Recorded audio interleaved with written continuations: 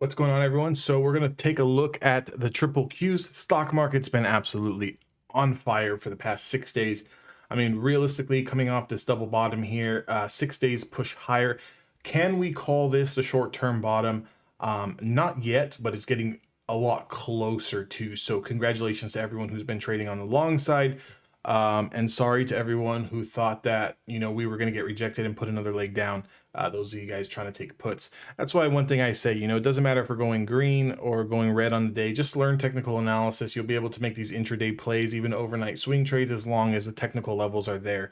If you guys need more help with that, you guys are looking to trade options, go to my website, evolutiontraders.com, become a lifetime member. I'll get you guys all squared away.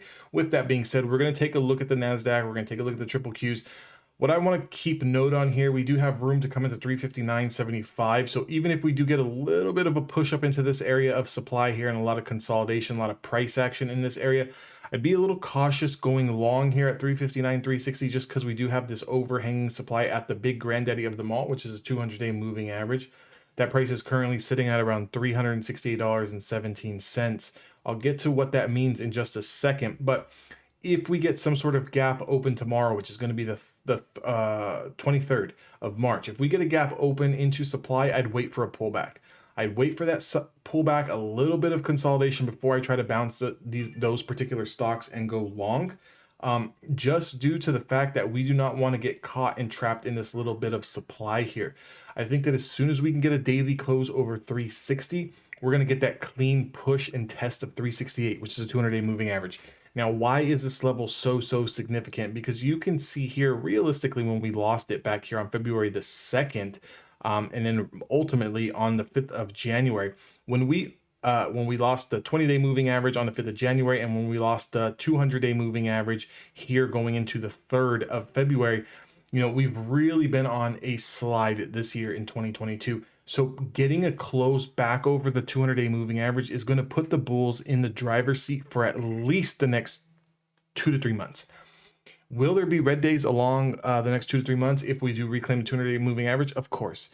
Just like in any raging bear market, there's always green days. And in any raging bull market, there's always going to be red days. But the overall trend will be going higher. So the market's going to correct a little bit of your bad entries. The market is also going to correct, some of these long plays that have been dead for a long time. So if you've got a long-term portfolio, those are going to start to wake up again. Now, I'm not saying that we're going to get back and test all-time highs on the stocks that you're holding, but it's going to give the triple Qs a very, very good shot to at least, get over the 200-day moving average, start retesting this area up here into the 400s. That's going to be the major move that you're going to want to be a part of going forward.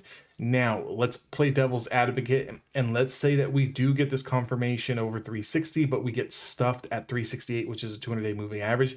We start to go into a little bit of distribution cycle for 1-2 weeks, and then we start to roll over, and we can never fully reclaim and start to build higher. Then that's going to be your opportunity to just play back to the short side.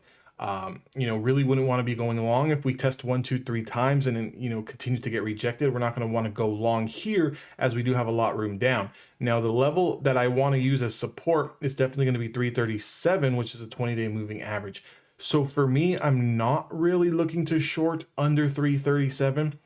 I would rather let those stocks pull back. As long as the Qs are over 337, I'll just let those stocks pull back and then play the bounces off of rising support. Now that changes if we do lose 337. If we lose 337, then I will be more short biased, meaning that I will be looking to take the flushes through the lows and then kind of just staying patient on the bounces and shorting the rejections versus the opposite of what we're doing right now. But overall, I think, when stocks are moving higher, spring is in the air, the sun is starting to shine, people got smiles on their faces again. Everything's always a lot better when we are trending higher, when we are in a bull market, and when stocks are moving up, everyone seems to be a lot more happier. That definitely does not mean that we can't trade to the short side and can't trade both sides of the market, but just in general, you guys can kind of see over the past week and a half, people feel a little bit of weight off of their shoulders, and it definitely feels good to see a lot of people making money. I know there's a ton of people in my Discord personally that are just putting in some mega wins, and really happy and excited for those traders, because for a long time it was kind of hard. It felt kind of hard to get your feet under you if you were a new trader. If you guys are looking for more help, join the Discord. That link is down in the description box below. If you guys are looking to play and trade my strategy, go to evolutiontraders.com and become a lifetime member. And I will see you guys all on the next trading video.